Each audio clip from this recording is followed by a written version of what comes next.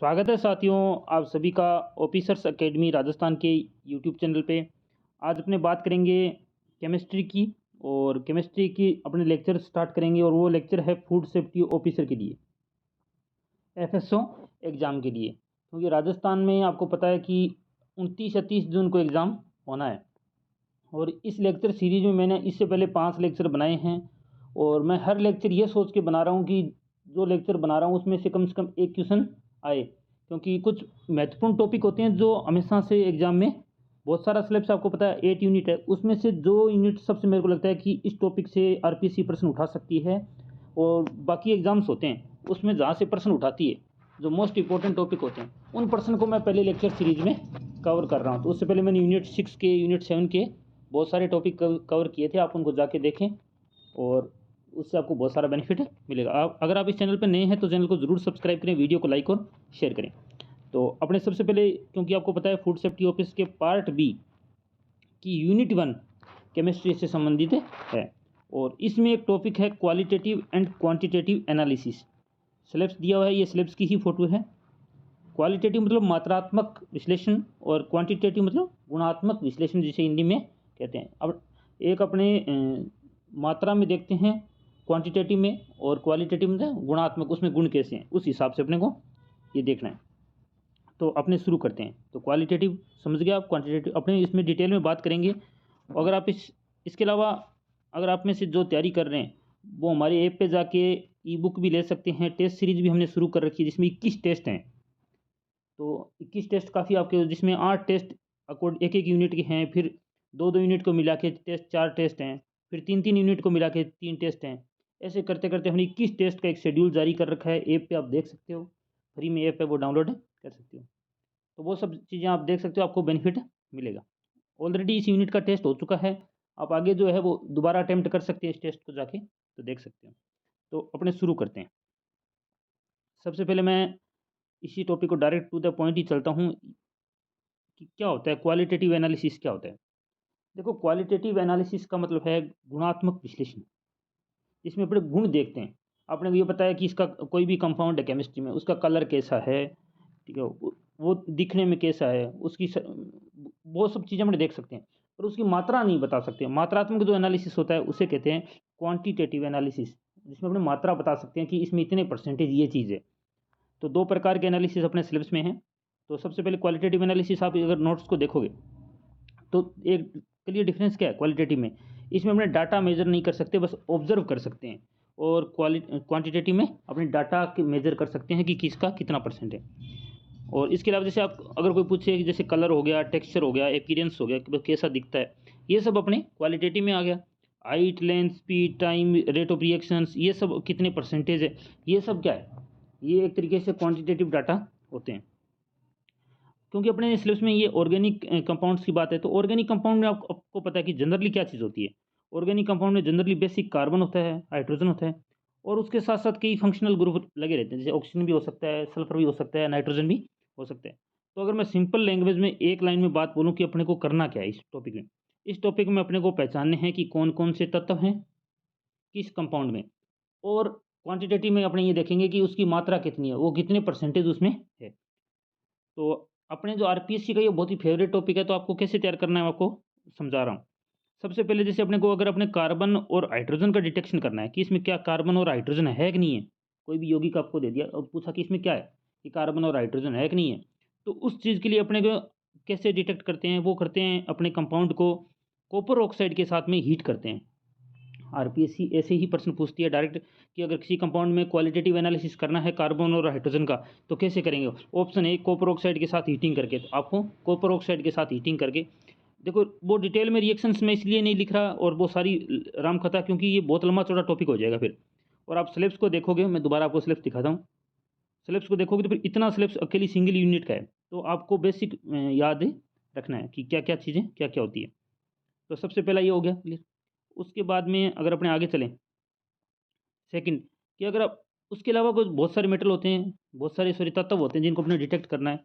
जैसे अपने को अगर नाइट्रोजन का पता लगाना हो, फॉस्फोरस का लगाना हो, सल्फर का लगाना हो, तो ये सब डिटेक्ट होते हैं। बहुत ही आपको इंपॉर्टेंट याद नाम याद रखना है इसका, लैसांजने टेस्ट होता है। टू द पॉइंट आपको रट्टा मार लेना इस चीज़ का, ठीक है, कि फॉस्फोरस नाइट्रोजन सल्फर के लिए कौन सा टेस्ट होता है डिटेक्ट करने के लिए, पहचानने के लिए, मात्रा नहीं देख रहे अपने अपने सबसे पहले क्वालिटेटिव एनालिसिस कर रहे हैं, मात्रात्मक गुणात्मक एनालिसिस कर रहे हैं, क्वालिटेटिव जिसमें अपने गुण देखने की इसमें है क्या। तो ये सब देखने के लिए अपने को कौन सा टेस्ट करना है, लिसाजनी टेस्ट, ये आपको नाम रट्टा मार लेना आपको। नेक्स्ट है, अगर अपने को नाइट्रोजन का टेस्ट करना है, अगर अपने को पता करना है कि नाइट्रोजन इसमें है कि नहीं है, तो अपने उसके सल्फ्यूरिक एसिड का यूज़ करते हैं। वो इसी फॉर्म में प्रश्न पूछा जाता है कि अगर अपन नाइट्रोजन का टेस्ट करना है तो अपने किसके साथ हीट करते हैं, तो सल्फ्यूरिक एसिड, आप ये बात ध्यान में रखें। अगर अपने सल्फर का करना है तो अपने को एसिटिक एसिड यूज़ करना है, और इसके साथ साथ में अपने को लेड एसीटेट भी डालना है। देखो कई बार कन्फ्यूजन क्या होती है अपने एग्जाम में, हर बड़ास में अपने पूछता है सल्फर का, अपने को क्वालिटेटिव एनालिसिस देखना है, क्या करना पड़ेगा। अपने क्या करते हैं, डायरेक्ट बोलते सल्फर करना है सल्फ्यूरिक एसिड डाल दो, नहीं, सल्फर का करना है तो एसिटिक एसिड और लेड एसीटेट, और नाइट्रोजन का करना है तो सल्फ्यूरिक एसिड यूज होगा। आरपीएससी ने पिछली बार भी फूड सेफ्टी ऑफिसर में से प्रश्न पूछे थे, तो इस बार भी तैयार रहें। अगर एलोजन का करना है तो इसमें अपने जो दो कंपाउंड यूज करते हैं वो है एक तो नाइट्रिक एसिड और दूसरा है सिल्वर नाइट्रेट। ये आप दोनों पक्का रट्टा मार लें इसका भी कि कौन से यूज करते हैं। देखो अगर फॉस्फोरस का अगर देखना है अपने कि इसमें फॉस्फोरस है कि नहीं है, तो अपने को क्या करना है, सोडियम प्रोक्साइड का यूज़ करना है। ये भी एक आपको टू द पॉइंट फैक्ट याद रखना है कि सोडियम प्रोक्साइड का यूज़ करना है। देखो मैंने यहाँ पे एग्जाम में लेट लिखा है, ये जो नोट्स देख रहे हो वो हमारी ई बुक से नोट्स है। ये आपको क्या रट्टा लगाना है कि अगर येलो प्रेसिपिटेट जमता है, प्रेसिपिटेट क्या होता है बहुत सारे लोगों को वैसे पता होगा, फिर मैं सिंपल भाषा में बता देता हूँ कि जैसे अपने पानी में पानी होता है उसमें फिटकरी डालते हैं तो नीचे जम जाता है ना वो अपने आप, जो नीचे आप उसमें कचरा वगैरह होता है वो नीचे जम जाता है। उसी तरीके से पीपीटी में भी आपने प्रेसिपिटेट जम जाता है, जब कई बार कंपाउंड डालते हैं तो नीचे बैठ जाता है, तो उसे प्रेसिपिटेट सिंपल भाषा में कह सकते हैं। अगर वो येलोज में, अगर वो अपने येलो प्रेसिपिटेट जम रहा है तो फॉस्फोरस होगा, अगर वो ब्लूज में तो नाइट्रोजन होगा। आपको पता है नाइट्रोजन वैसे ही ब्लू अगर प्रेसिपिटेट होता है तो नाइट्रोजन होगा, अगर ब्लैक जमे तो सल्फर होगा। मैंने तो सिंपल ऐसे रट्टा मार रखा है कि ब्लू प्रेसिपिटेट नीला तो नीला मतलब नाइट्रोजन, नए से नीला नए से नाइट्रोजन, और पै से पीला पै से फास्फोरस, वैसे फै से होता है पर कोई दिक्कत नहीं है, पै से पीला पै से फास्फोरस, और ब्लैक होता है तो सल्फर। देखो डायरेक्ट क्वेश्चन यहाँ से आरपीसी ने बहुत बार पूछे हैं जितने भी केमिस्ट्री के एग्जाम में, उसमें कि कौन सा प्रेसिपिटेट जमने में कौन सा कंपाउंड चांस है कि उसमें होगा। तो ये तो हुआ एनालिसिस अपने यहाँ तक। अगर अपने आगे चलें, ये जो अपने बात कर रहे थे वो थे क्वालिटेटिव, अपने इतनी बात कर रहे थे कि उसमें है क्या चीज़, मात्रात्मक अपने नहीं देख रहे थे, अपने गुण देख रहे थे उसमें क्या क्या चीज़ें। अगर अपने को कोई पूछे कि उसमें क्वांटिटी कितनी है, कि जो आपने कंपाउंड देखा है उसमें कार्बन कितना है, हाइड्रोजन कितना है, बाकी सब कितने हैं, तो उसके लिए एक अलग अलग मेथड है, आपको मेथड के नाम याद रखने। तो इसमें क्या करते हैं, मास परसेंट डिटेक्ट कर सकते हैं अपने कितने परसेंट में मास इसका वजन है उसमें है। तो ऑर्गेनिक कंपाउंड में देखो आपको पता है कि सबसे महत्वपूर्ण क्या चीज़ होती है, कार्बन और हाइड्रोजन। तो अगर इसमें अपने क्या करते हैं, कार्बन और हाइड्रोजन की डिटेक्ट कैसे करते हैं, अपने सबसे पहले कॉपर ऑक्साइड का यूज़ करते हैं, एक्सीज ऑक्सीजन इसमें यूज़ करते हैं, एक्सीजन मतलब ज़्यादा मात्रा में ऑक्सीजन यूज़ करते हैं। एक यूट्यूब मतलब यूट्यूब वो नहीं है जो अपने यहाँ आप अभी देख रहे हो, ये यूट्यूब होती है, ठीक है, जैसे आपने वो परखने देखी होगी लैब में, उसमें CaCl का यूज़ करते हैं, CaCl2 एनहाइड्रस, एनहाइड्रस मतलब सूखा। आपको ध्यान रखना है कि कौन, अगर कार्बन और हाइड्रोजन का क्वांटिटेटिव एनालिसिस कर रहे हैं तो एनहाइड्रस CaCl का यूज़ करते हैं। तो CO2 जो होती है वो यूट्यूब में एब्जॉर्ब हो जाती है, जिसमें KOH ऑलरेडी होता है। तो ये अब आपको ध्यान में रखना है। अच्छा सिंपल फार्मूला क्या है, देखो पर्सन तो अपने को डायरेक्ट फार्मूले से होंगे, तो आपको क्या दे देंगे कि परसेंटेज ऑफ कार्बन डिटेक्ट कैसे करेंगे। जैसे मान के चलो आपको ग्राम दे दिया कि 100 ग्राम में कितने परसेंट कार्बन होंगे, ऐसा कुछ फार्मूला दे दिया, तो आपको ये सिंपल फार्मूला लगाना है 12 इंटू M2 की मास ऑफ का कितना है, CO2 का कितना है into 100 divided by 44 into m जो ग्राम दिया हुआ है। और क्योंकि 44 क्यों आ रहा है वो आपको पता ही है कि O2 और कार्बन का वेट जोड़ के दिख रहे हैं। अगर हाइड्रोजन का अपने डिटेक्ट करना है तो हाइड्रोजन अपने वाटर से डिटेक्ट कर रहे हैं, तो वाटर का टोटल वेट कितना होता है 18, तो 18 डिवाइडेड बाई हाइड्रोजन उसमें कितना होता है 2।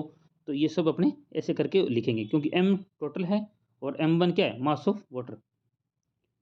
तो ये है 18, आपको पता है कि अणु भार होता है, ये आपको ध्यान में होगा। पर आपको सिंपल जो केमिस्ट्री से नहीं है, केमिस्ट्री से बहुत अच्छी समझ ही रही होंगी कि क्या हो रहा है।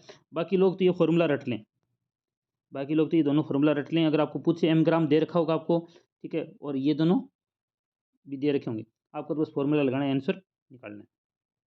आगे चलते हैं अपने, आगे इसमें क्या है, आगे है जो बहुत इंपॉर्टेंट और यहाँ से प्रश्न पूछा जाता है, पिछली बार भी पूछा गया कि अगर नाइट्रोजन को अपने डिटेक्ट करना है फॉर नाइट्रोजन, नाइट्रोजन के लिए दो मेथड है, एक तो ड्यूमस मेथड और जेल्डास मेथड, ये आपको याद रखना है, जेल्डाल मेथड। ये दोनों मेथड पूछते हैं कि नाइट्रोजन के क्वांटिटेटिव एनालिसिस के लिए कौन से मेथड काम आते हैं, तो ड्यूमस और जेल्डास, तो आप डी के याद रख सकते हैं, ठीक है।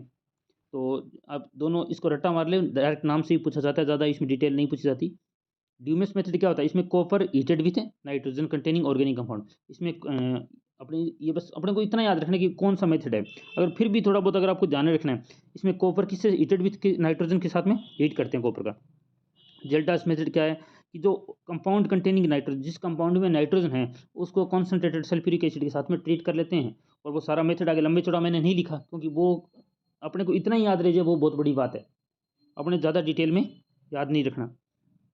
उसके अलावा अगर एलोजन के डिटेक्ट करना है तो आपको मेथड का नाम डायरेक्ट रट्टा मार लेना है कि केरियस मेथड या इसको कुछ भी कह दो आप, ठीक है। आपको इसको सेरियस केरियस जो भी हो, ठीक है। अपने को इतना याद रखना है इस कंपाउंड में किसके साथ हीट करते हैं, नाइट्रिक एसिड के साथ में हीट करते हैं, तो ये मेथड ऐसे काम करता है और एलोजन डिटेक्ट करने के लिए काम में आता है। और सल्फर के साथ ये कौन सा है, इसमें क्या करते हैं, ऑर्गेनिक कंपाउंड को हीटेड विथ किसके साथ, सोडियम पेरोक्साइड और fuming nitric acid in Carius tube.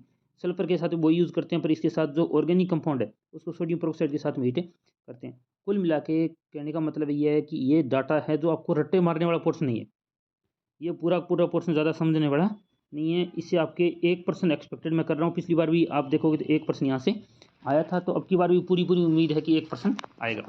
आप मेरे को कमेंट बॉक्स में ज़रूर बताएं कि आपको ये डाटा कैसे लगे, और टू द पॉइंट है, मैंने सिलेबस का पॉइंट है, ये बहुत ही एग्जैक्ट जो नोट्स में है वही चीज़ बनाई हुई है। उम्मीद करता हूँ ये वीडियो आपको पसंद आया होगा। अगर वीडियो पसंद आए तो वीडियो को लाइक और शेयर करें, चैनल को ज़रूर सब्सक्राइब करें। Thank you very much for watching us.